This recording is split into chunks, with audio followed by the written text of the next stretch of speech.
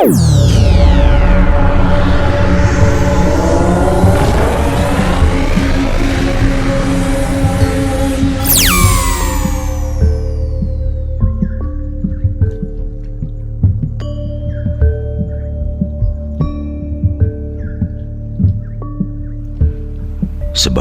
diketahui, spiritualitas Islam menemukan masa puncaknya pada masa abad ke-3 Hijriah. Justru suatu masa yang penuh dengan kebatilan yang disebut Al-Muhasibi sebagai zaman penuh kegilaan. Karena iman dan syariat agama telah ditelanjangi, petunjuk-petunjuk agama banyak diubah, hukum dilecehkan, kebenaran disingkirkan, dan banyak orang, terutama kalangan elit, dengan bangga melakukan kebatilan. Itulah sebabnya perkembangan tasawuf yang pesat banyak mendapatkan tekanan hingga mencapai puncak intimidasinya dengan pembantaian terhadap kaum sufi, yaitu terbunuhnya Al-Husain Mansur Al-Hallaj pada tahun 309 Hijriah. Hal yang hampir sama terjadi dengan dihukum matinya Syekh Siti Jenar 11 abad sesudah peristiwa Al-Hallaj. Namun, justru dengan dihukum matinya Syekh Siti Jenar, kembali titik kulminasi spiritualitas Islam terjadi di Jawa.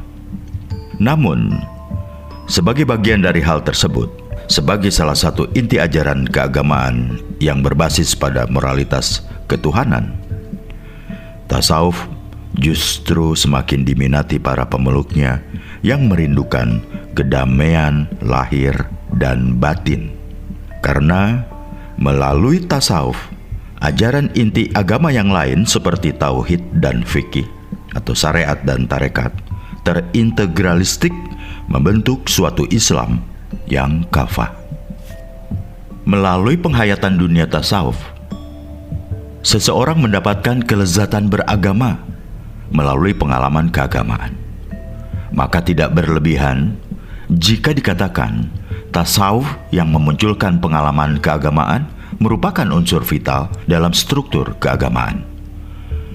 Pada posisi inilah, maka konsep dan konteks mistik Islam Jawa menjadi bagian sangat penting dari Islam secara keseluruhan, dan memposisikan Syekh Siti Jenar sebagai salah satu dari imam mazhab sufi karena keberhasilannya merumuskan dan menyebarkan mazhab sufistiknya secara independen. Menurut C.Y. Glock and Stark pada tahun 1968 dalam bukunya mengungkapkan cara beragama memiliki 5 dimensi yang saling kait-mengkait. Kelima dimensi beragama tersebut adalah: yang pertama, dimensi keyakinan yang berisikan pengharapan dengan berpegang teguh pada teologis tertentu. Yang kedua, dimensi praktik agama yang meliputi perilaku simbolik dari makna-makna keagamaan yang terkandung di dalamnya. Yang ketiga, dimensi pengalaman keagamaan yang merujuk pada seluruh keterlibatan subjektif dan individual dengan hal-hal yang suci dari suatu agama. Yang keempat, dimensi pengetahuan agama. Artinya, orang beragama memiliki pengetahuan tentang keyakinan, ritus, kitab suci, dan tradisi-tradisi. Yang kelima, dimensi konsekuensi yang mengacu kepada identifikasi akibat-akibat keyakinan, praktik, pengalaman, dan pengetahuan seseorang dari hari ke hari. Dari kelima dimensi tersebut, nampak sekali bahwa dimensi pengalaman keagamaan menjadi titik sentral atau pusat dari antar dimensi, di mana dalam dimensi pengalaman keagamaan yang dalam Islam terkait erat dengan sistem tasawuf, melihatkan secara intensif 4 dimensi yang lain. Spiritualitas keagamaan, sebagaimana dialami Syekh Siti Jenar, telah berhasil memadukan kelima dimensi tersebut.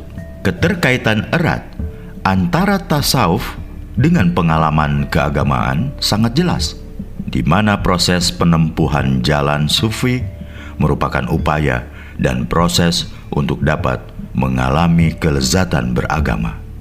Oleh karena itu, pengalaman ini menjadi sesuatu yang sangat individual, tetapi justru dengan statusnya inilah pengalaman keagamaan menjadi sumber utama dalam penelitian-penelitian psikologi agama sejak tahap perintisannya dalam bentuk personal document.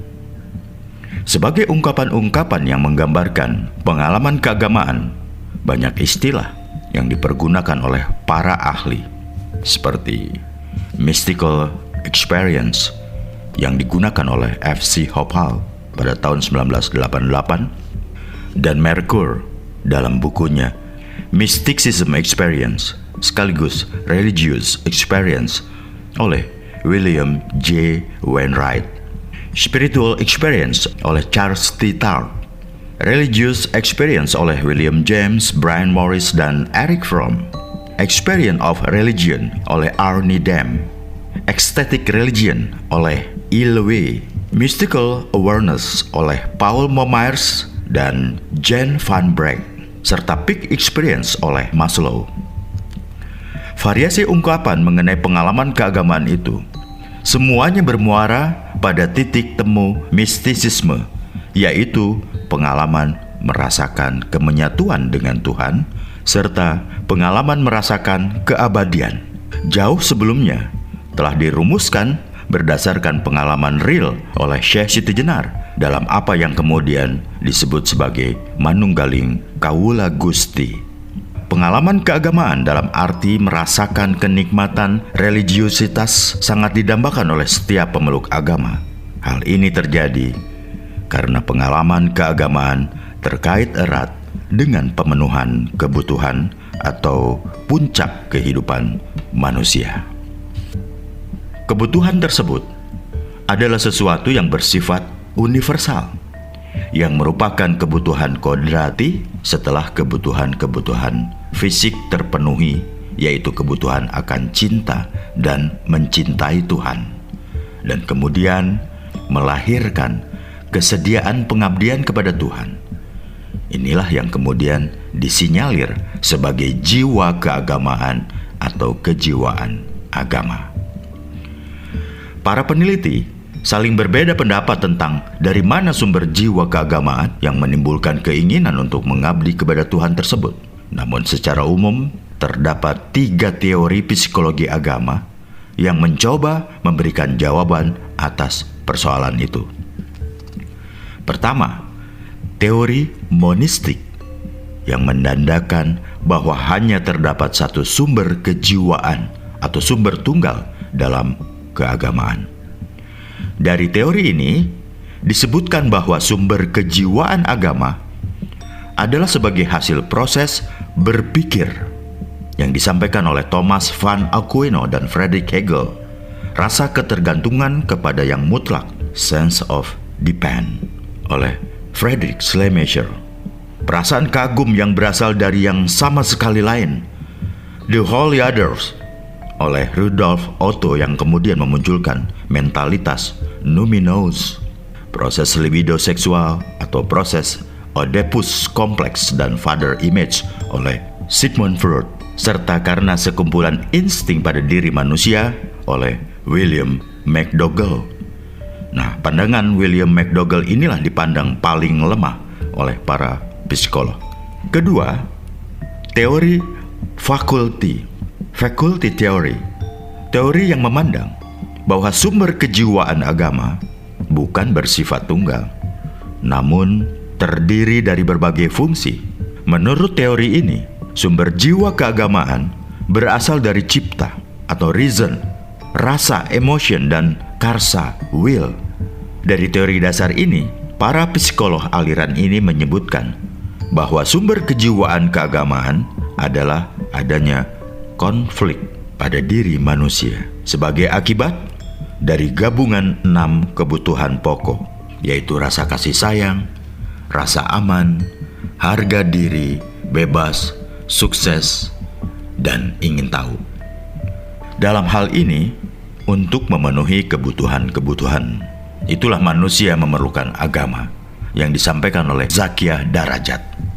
Juga terdapat teori ketiga, Four Wishes, yang menyebutkan bahwa sumber kejiwaan agama adalah karena adanya 4 macam keinginan dasar dalam jiwa manusia, yaitu keselamatan, security, mendapat penghargaan, recognition, untuk pengalaman baru, new experience, dan untuk ditanggapi, response, yang disampaikan oleh W.H.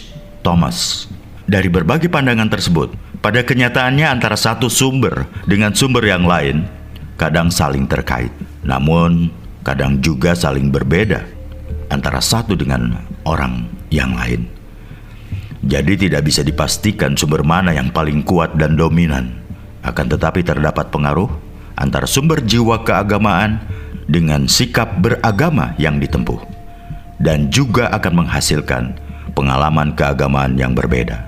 Sebaliknya, dari pengalaman yang berbeda akan memunculkan kembali sikap-sikap yang berbeda pula.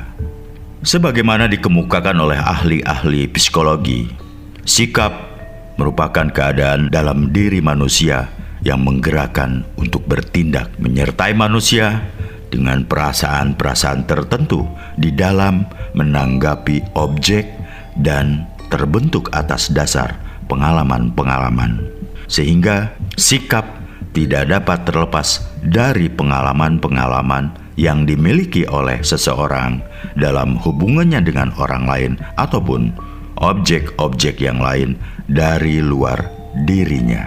Sikap merupakan tenaga pendorong atau motif dari seseorang untuk timbulnya sesuatu perbuatan dan tindakan. Leonard W. Doob mengemukakan bahwa sikap adalah respon internal di mana seseorang akan memperoleh pembelajaran mengenai akibat mendapatkan pahala atau penghargaan dan hukuman. Sikap-sikap adalah sesuatu yang diperoleh dan bukan pembawaan sejak lahir.